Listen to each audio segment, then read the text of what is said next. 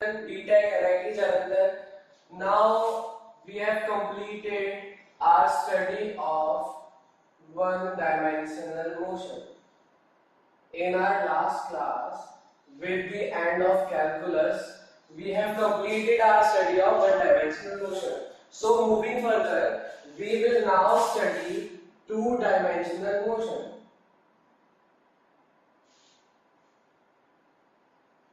And before studying two-dimensional motion, we need to learn about a very important concept of vectors. So first we will be having a chapter on vectors, and after practicing about vectors, we will move to two-dimensional motion. Okay? So this is the sequence.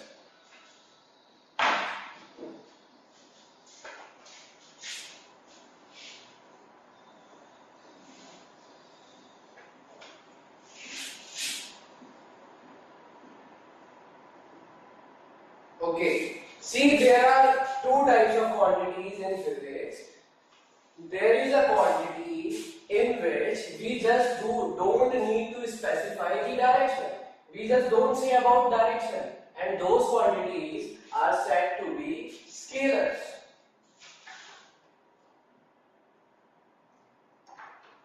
So, scalars like mass, 5 kg of mass. 5 kg of mass is what? It is a quantity, but we don't have to specify the direction. That where is that 5 kg of mass? Okay, 10 liters of water, again mass, we just don't have to specify the direction. So mass is a scalar quantity. Say example, temperature. Currently the room temperature is 25 degrees Celsius. In what direction? We just don't have to say about the direction. So we don't say that 25 degrees Celsius is in east or upwards or downwards like this. So we just mention the amount, that how much is the temperature, the intensity, and this is 25 degrees Celsius. So temperature. So we see scalar quantities are those in which we just don't talk about direction. So, writing the definition of scalar, what are scalars? These are the quantities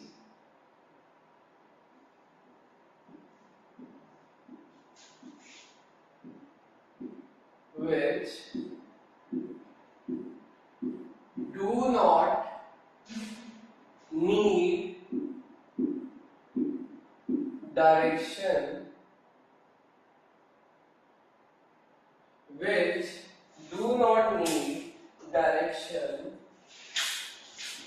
to be specified.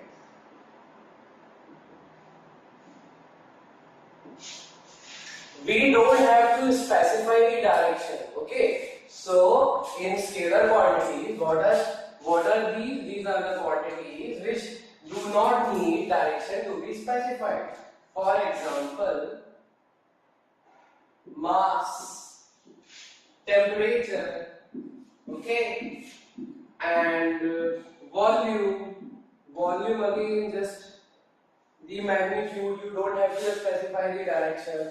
So like this, okay, potential, electric potential.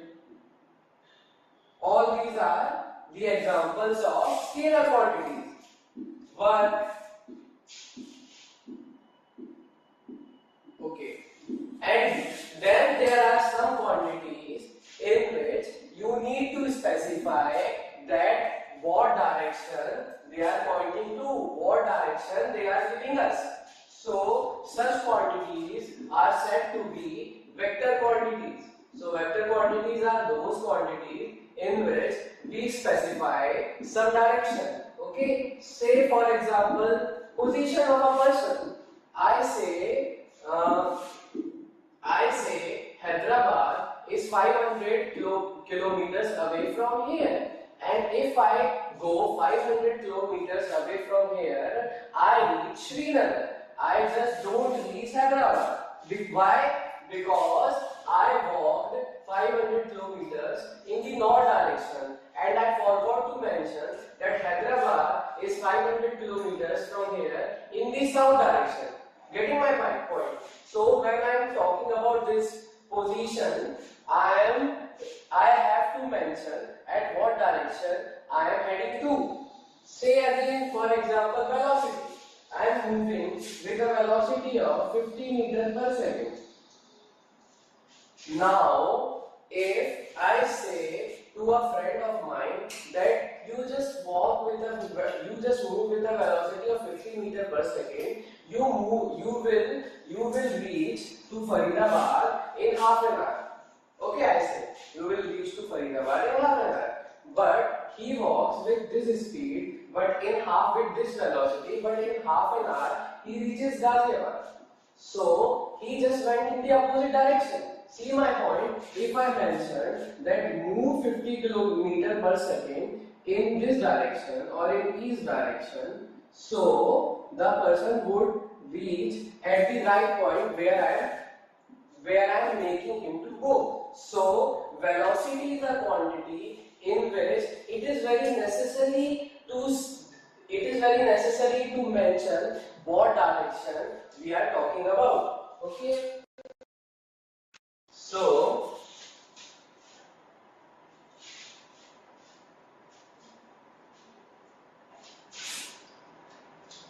vectors are the quantities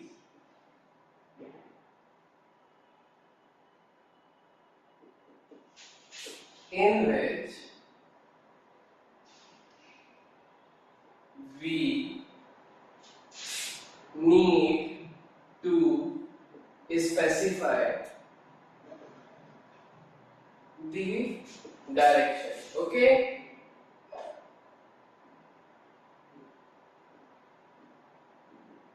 For example, position, as I said, displacement, again a vector quantity, velocity, again a vector quantity. See like this, area, again a vector quantity. So these are some of the examples of vector quantities. Force is a vector quantity. Getting? Acceleration is a vector quantity. So in all these examples, we need to define the direction as well as the magnitude. Okay? If I am applying a force of 50 Newton to push this duster, so if I apply 50 Newton here, then only my duster will move in the forward direction. If I apply 50 Newton from here, then the duster will move in the backward direction. If I apply 50 Newton from here, then the duster will move in this direction. So I need to mention when I say I am applying some force, I need to mention that in which direction I am applying the force. So force is again a vector quantity. Okay. So now the representation of vectors. We now know what are vectors. Now how to represent them? There are two ways to represent vectors. One being the algebraic representation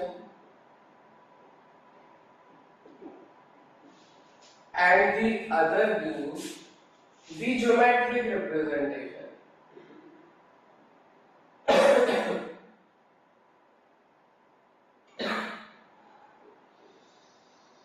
Okay, so if there is a vector, say A, then algebraically how do we separate it from other quantities?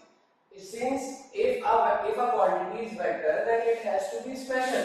So earlier what writers used to do, they used to make this as bold, but this came with no such discretion among the normal variables. So then they did the use of capital letters to show vector quantities. This tool dropped after some time. So now what the current representation of vector is, if I want to show A as a vector, what I do, I put an arrow over its head and make the direction like this. So to represent a vector, say B is a vector, how will I differentiate it from a scalar quantity B? I will make an arrow over its head and this would become a vector B. Okay, so this is the algebraic representation. Now say I want, okay, what is the geometric representation? We make use of arrow diagrams. If I want to represent a vector A, I make an arrow and the length of this arrow tells us about the magnitude of A, and the direction in which the arrow is tells us about the magnitude. Sorry, the direction. So this is vector A. In algebra, if you want to mention what is the magnitude of vector A, so what you do, you use the sign of modulus. If you want to mention the magnitude of A, you put that vector A under modulus, and whatever you get is the magnitude of A. Mine is the magnitude of A and direction is not there. Okay? Why we use this? Because we want to differentiate from a quantity A, which is a scalar quantity. Here we mean that A is a vector quantity. A is not a scalar quantity, but still we are just mentioning its magnitude. Here what we are saying that this is a magnitude, but this is not a vector quantity, this is a scalar quantity. So, but acha, one more thing, it is too tedious, too laborious to write this all the time. So practically also, to show magnitude, what we do, we skip all these steps and we write this as simple A and B. So here we understand automatically that A is a vector quantity and this is just the magnitude of A. So technically this is the difference, that if it is written somewhere, then this is a scalar quantity and the magnitude, and this is a vector quantity with the magnitude. Technically this is the difference I am telling you, but in order to decrease our labor, we do this very often. In fact, we will do this all the time. We will be writing the magnitude by the simple use of alphabet without using the modulus operator. Getting it? Okay. Now, in geometric representation, how to represent the magnitude? As I said, the length of the vector would represent, the length of the arrow would represent the magnitude of the vector, and where the arrow is heading to would represent its direction. See, if I want to show a vector of magnitude, a displacement of magnitude, say 2 meters, so I would make a vector like this, 1 to 2 meter long in whatever direction I want to say. Okay, so if, for example, this is a vector of, say, force 3F. Sorry, say this is a vector, force equal to 5 Newton, and you want to make a vector of 15 Newton. So what you do, you take this length and keeping the direction same, you make the thrice of this, and now what you get, this is the vector 3F, which is what? 15 Newton. So this is how you make vectors algebraically. Okay? So